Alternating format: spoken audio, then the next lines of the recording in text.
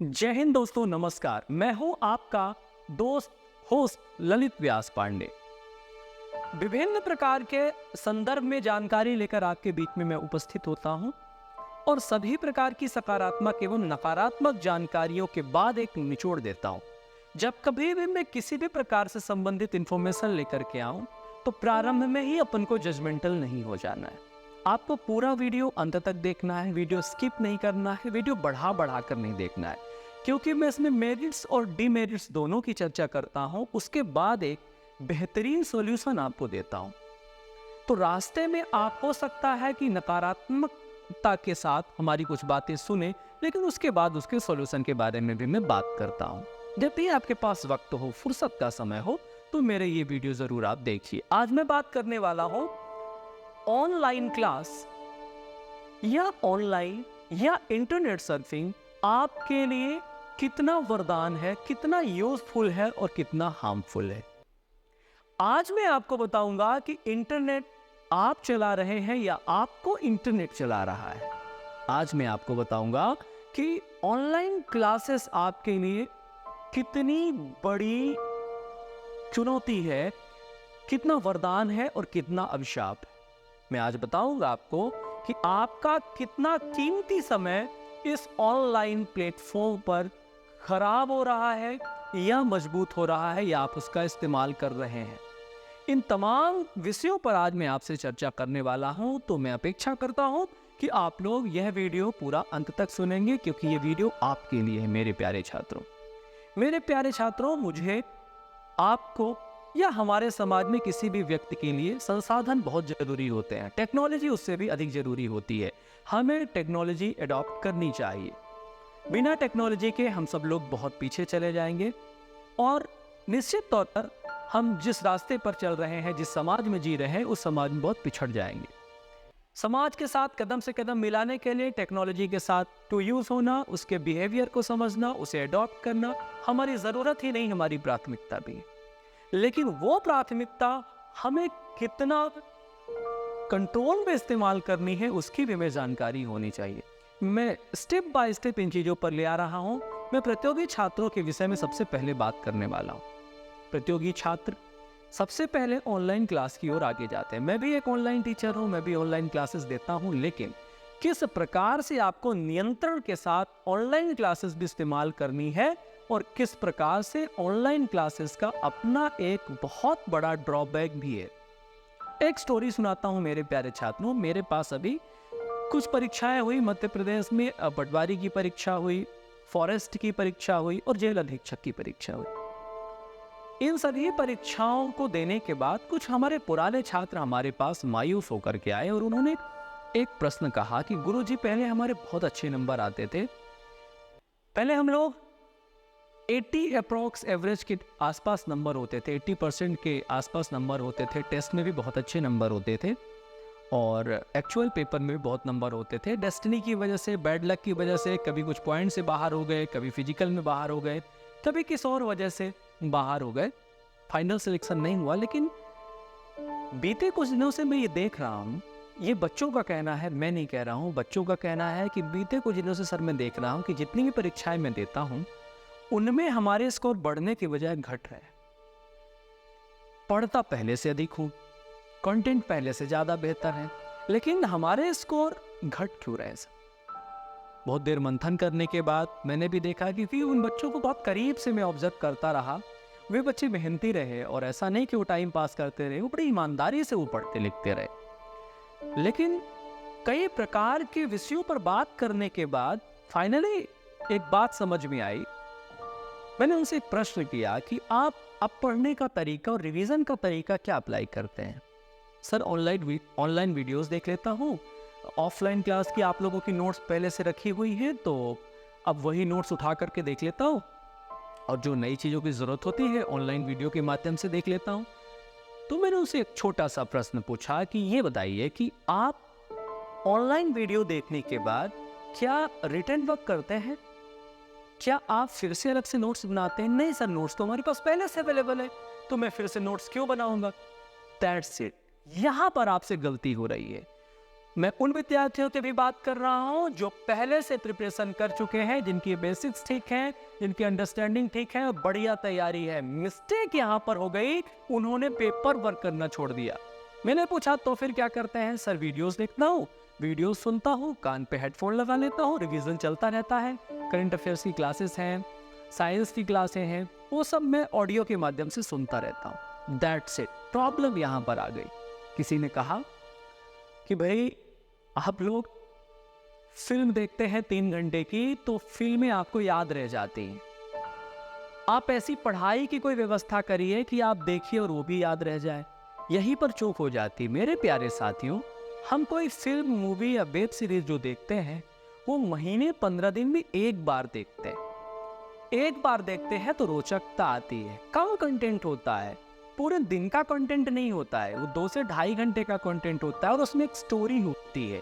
वो स्टोरी हमारे जहन पे चली जाती है, उसके फैक्ट्स हमारे जहन में नहीं जाते, हमारे जहन में उसकी एक स्टोरी जाती है। हम यहाँ ऑब्जेक्टिव परीक्षा देने वाले हैं, जहां पर स्टैट्स चलता है, फैक्ट्स चलता है, एक्चुअल वैल्यूज चलती है, चाहे वो जीएस की हो, चाहे वो हिस्ट्री की हो, चाहे वो पॉलिटी की हो, चाहे वो साइंस की हो। यहाँ पर स्टोरी नहीं लिखनी है आपको। ये सब्जेक्टिव एग्जाम आप देने नहीं जा रहे हैं। यहीं पर पुराने बच्चों से चूक हो रही है कि वे अब अपना हैंड रिटन नोट्स प्रैक्टिस करना छोड़ चुके हैं। तो जो डेटा दिमाग में सेट होना चाहिए, वो डेटा दिमाग में एक्सपीरियंस के रूप में सेट तो हो रहा है, एनालिसिस के रूप में तो सेट हो रहा है, लेकिन वो फैक्ट के रूप में उनके दिमाग में स्टोर नहीं हो रहा है। उनको लगता है कि वो 15 घंटे 16 घंटे पढ़ाई कर रहे हैं, लेकिन उसका जो आउटपुट है वनडे एग्जाम के हिसाब से, उनके पास नॉलेज है, नॉलेज की कोई कमी नहीं है, उनके पास नॉलेज है, किसी भी चीज को 2 से 3 प्रकार से बता सकते हैं, लेकिन जो उनका प्रैक्टिस है, जो उनकी नोट्स प्रैक्टिस है, जहां से डेटा दिमाग में स्टोर हो रहा था, वहां पर डेटा बहुत ज्यादा होने की वजह से आपका दिमाग हैंग करने लगा है। दूसरी जो सबसे बड़ी बात निकल कर सामने आई उस चर्चा के दौरान, वो ये आई कि सर, मैंने उससे पूछा कि जब आप ऑनलाइन पढ़ाई करते हैं तो आप किस टीचर को फॉलो करते हैं? मैं कभी ये नहीं कहता कि आप ऑनलाइन पढ़ाई करें तो आप मुझे ही फॉलो करें। आप किस टीचर को फॉलो करते हैं? मेरी नज़रों में हर टीचर जो इस प्लेटफॉर्म पर है वो आपको पढ़ाने के लिए आया है और सब बेस्ट होते हैं। तो जब मेरा ये प्रश्न आया उसके सामने कि भाई आप जब ऑनलाइन क्लास करते हो तो आप किसे फॉलो करते हो? सर एक्चुअली मैं आपसे सही बताऊं तो मेरे मोबाइल पर 3 से 4 एप्लीकेशंस स्टोर है। एप्लीकेशन क्यों स्टोर है? क्योंकि सर उनका जो सब्सक्रिप्शन है वो 200, 250, 300 या 500 में मिल जाता है। तो कभी इस टीचर की ये वाली क्लास सर अच्छी लगती है, कभी इस टीचर की ये वाली क्लास अच्छी लगती है। मैंने कहा ये भी दिक्कत की बात नहीं है, बहुत अच्छी बात है कि मैथ्स की क्लास मान लो टीचर ए की अच्छी लगती है, रीजनिंग की क्लास टीचर बी की अच्छी लगती है, साइंस की क्लास टीचर सी की अच्छी लगती है। ये बात भी दिक्कत की नहीं है कि चलो आप ए, बी और सी से पढ़ रहे हो। तो क्या आपने, मेरा प्रश्न था, क्या आपने मैथ्स टीचर ए से पूरा पढ़ा? नहीं सर, पहले एवरेज में मजा आया, फिर बोरिंग लगने लगा, तो मैं किसी और टीचर की सब्सक्रिप्शन ले लिया, तो वो थोड़ा ठीक पढ़ा रहा था। ओके, यहाँ पे भी कोई दिक्कत की बात नहीं थी। फिर आपने क्या, जो बाकी की क्लासेस थी मैथ्स की, वो क्या टीचर बी से पढ़ा? नहीं सर, कुछ टॉपिक मैंने ए से पढ़ा, कुछ टॉपिक मैंने बी से पढ़ा, कुछ टॉपिक मैंने। यहाँ मसला आ गया एक बार फिर, क्योंकि स्टेबिलिटी नहीं है आपके अंदर ठहराव नहीं है। दूसरा जो सबसे बड़ा रीजन आपके मार्क्स नहीं बढ़ने का रहा है, वो है आपका ठहराव। आपके अंदर की फेथ कहीं ना कहीं वीक हो चुकी है। तो बुक से दूरियां मत बनाइए, जिसे भी ऑनलाइन में पकड़िए एकदम से एनालाइज कर लीजिए, पूरा चेक कर लीजिए उसके पास कितना कंटेंट है, कितना डेटा है, और आप ठहर जाइए। हर टीचर बेस्ट है, किसी को भी पकड़िए, हर टीचर बेस्ट है। एक को पकड़िए, ए से जेड तक खत्म करिए। कोई बुक पकड़िए, कोई नोट्स पकड़िए, ए से जेड तक खत्म करिए और पेपर वर्क करना शुरू कर दीजिए। फाइनली जब कई प्रकार की बातें उससे हुई, उसने ये स्वीकार किया, माना कि सर बिल्कुल करेक्ट, यही प्रॉब्लम है, यही समस्या है, यहीं पर हमसे मिस्टेक हो रही, क्योंकि हम पढ़ बहुत रहे हैं, डेटा बहुत ज़्यादा स्टोर कर रहे हैं। दिक्कत यहीं पर होती है ना। अब मैथ्स के एक टॉपिक की बात कर लें। अब मैथ्स का एक टॉपिक हमने दिन भर में कम से कम 4 टीचर से पढ़ ली। अब हमारा दिमाग हैंग कर गया कि कौन सी मेथोडोलॉजी हमारे लिए बेस्ट रहेगी। हमने अभ्यास तो किया नहीं। दूसरी सबसे बड़ी बात जो हो रही है, सबसे बड़ी मिस्टेक हो रही है बच्चों से, चर्चा के दौरान ये सामने आया कि बच्चे क्वेश्चन और आंसर पे ज्यादा फोकस कर रहे हैं। एक टीचर खड़ा होता है, वो अपना दायित्व का निर्वहन कर रहा है। मैं टीचर पर ऑब्लिगेशन बिल्कुल नहीं लगा रहा हूं और ना ही स्टूडेंट पर। मैं एक जेन्युइन जानकारी, जो समस्या आ रही है उस समस्या के बारे में समाधान दे रहा हूं। क्वेश्चन सीरीज आती है, बच्चे क्वेश्चन आंसर करते चले जाते। क्वेश्चन के बीच की जो स्टोरी है, जो कनेक्ट करती है डेटा को डेटा से, वो स्टोरी गायब है, मिसिंग है। इस वजह से बच्चा कितना फैक्ट याद कर पाएगा। अब सर आप तो स्टोरी के बारे में मना कर रहे थे। नहीं, ऐसी बात नहीं है कि मैंने स्टोरी के बारे में मना करा। स्टोरी को फैक्ट से जोड़कर जब आप पढ़ते हो, स्टोरी को जब आप फैक्ट से जोड़कर पढ़ते हो, थ्योरी को जब आप फैक्ट से जोड़कर पढ़ते हो, तब आपका डेटा दिमाग में करेक्ट फीड होता है और आप जाकर के बेहतर परफॉर्म करते हो। तो old student in the sense जिनके बेसिक्स बहुत अच्छे हैं, जिनने पहले प्रिपरेशन कर रखी है, किसी के साथ भी कर रखी है, उन बच्चों के साथ जो नंबर बढ़ने के सब में दिक्कत आ रही है, सिलेक्शन नहीं होने में दिक्कत आ रही है, उस दिक्कत का केवल एक कारण है आपकी अनस्टेबिलिटी, आपका जजमेंटल होना। ओल्ड स्टूडेंट के साथ एक और बहुत बड़ी समस्या हो जाती है कि वो इतना ज्ञानी हो जाता है कि वो जजमेंटल होने लगता है। बिल्कुल जजमेंटल नहीं होना है आपको। किसी से भी पढ़िए, जो आपको आता है उसको स्किप कर दीजिए, जो आपको कमजोर कंटेंट उसका लगता है उसको स्किप कर दीजिए। एक आध कंटेंट उसने आपको बेहतर दिया, उसे पकड़िए और आगे बढ़िए। आप लगातार अगर जजमेंटल होंगे ना, तो आपके अंदर जो नेगेटिव वेव्स हैं वो आपको सफल नहीं होने देंगे। हमेशा ऑप्टिमिस्टिक बनिए, आशावादी बनिए, अच्छाई ढूंढने की कोशिश करिए। लोगों में बुराई ढूंढना और उसे बुराई के गॉसिप करना, इससे आपके अंदर की नेगेटिविटी आप पर हावी हो जाती है और आप एक्चुअल जिस सपने की ओर आगे बढ़ रहे थे वो रुक जाता है। अब हम आते हैं नए विद्यार्थियों के लिए। माफ करिएगा, नए विद्यार्थियों के लिए ऑनलाइन पूरी तरह से डिजास्टर है, अपाहिज करने वाला है। नया स्टूडेंट जो बिगिनर है, जो बिल्कुल अभी स्टार्ट कर रहा है कॉम्पिटिटिव एग्जाम्स, उसके लिए ऑनलाइन बिल्कुल डिजास्टर है, ये मान के चलिए। किसके लिए डिजास्टर नहीं है?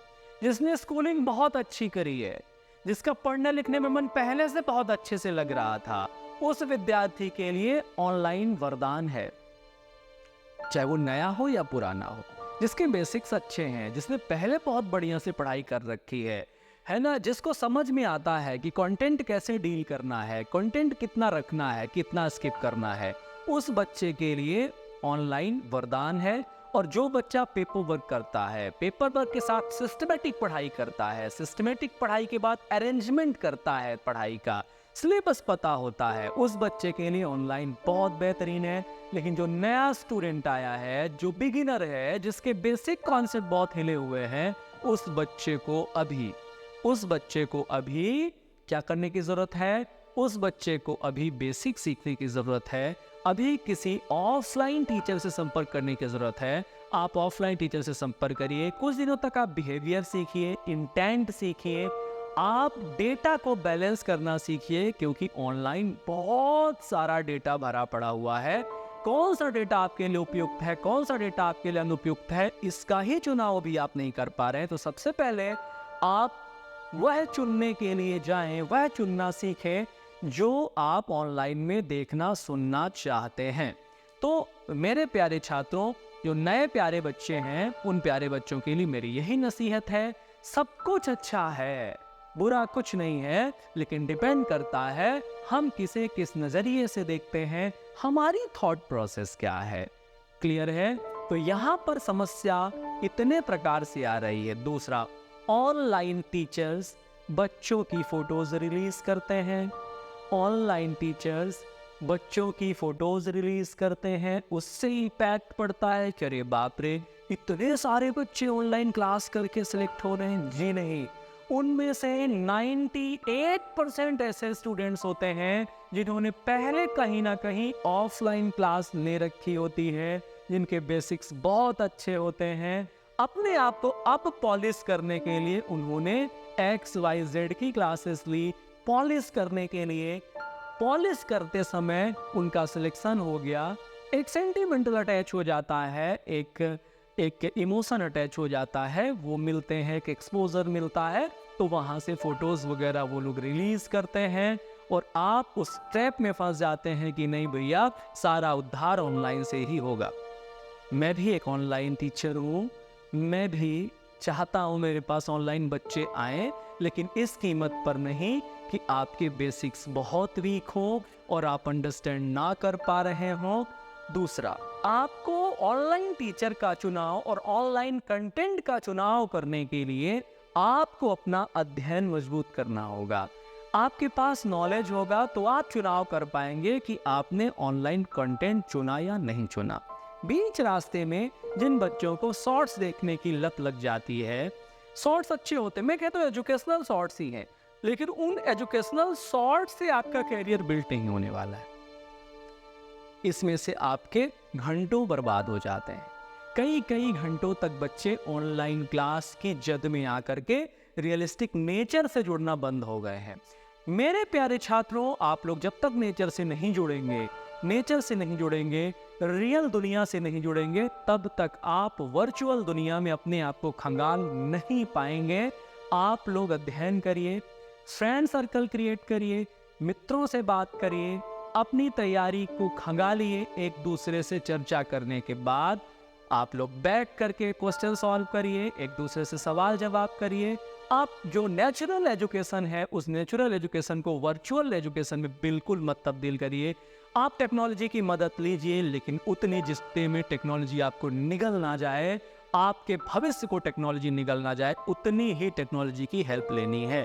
तो आज की चर्चा केवल इस बात पर थी कि टेक्नोलॉजी यानी कि इंटरनेट का ऑनलाइन क्लास के लिए कितना इस्तेमाल करना है। वर्चुअल बुक्स, PDF बुक्स, बिल्कुल भी इन चक्करों में नहीं फंसे। एक से ज्यादा 2 ले लो कंपेयर करने के लिए, लेकिन लगातार आप बुक्स पे बुक्स, PDF पे PDF मंगाए जा रहे हो और पढ़ मिल रहे हो, तो इसमें से क्या होने वाला है? इसमें से आपके एग्जाम नहीं क्वालिफाई होने वाले हैं। आप बस फोटो देखते रहिए और खुश होते रहिए, फोटो देखते रहिए और खुश होते रहिए। अगर आपको भी अपनी फोटो छपवानी है तो उसके लिए तरीका है, पहले आप अपने आप को क्या करिए, समझदार बनाइए, अपने आप को लॉजिकल बनाइए, ऑप्टिमिस्टिक बनाइए, नियंत्रण के साथ इंटरनेट का इस्तेमाल करिए, पेपरवर्क और इंटरनेट का इस्तेमाल करने के बाद आप अपना एक लक्ष्य जरूर हासिल कर पाएंगे। इस पर भी और विस्तार से चर्चा करेंगे, एक मीटिंग रखेंगे, कई लोग आपस में चर्चा करेंगे और फिर हम आपसे भेंट करते हैं अगली क्लास में और किसी अच्छे टॉपिक के साथ। तब तक आप लोग बने रहिए, ख्याल रखिए अपना, समझदार बनिए, जागरूक बनिए और पढ़ते लिखते रहिए। धन्यवाद।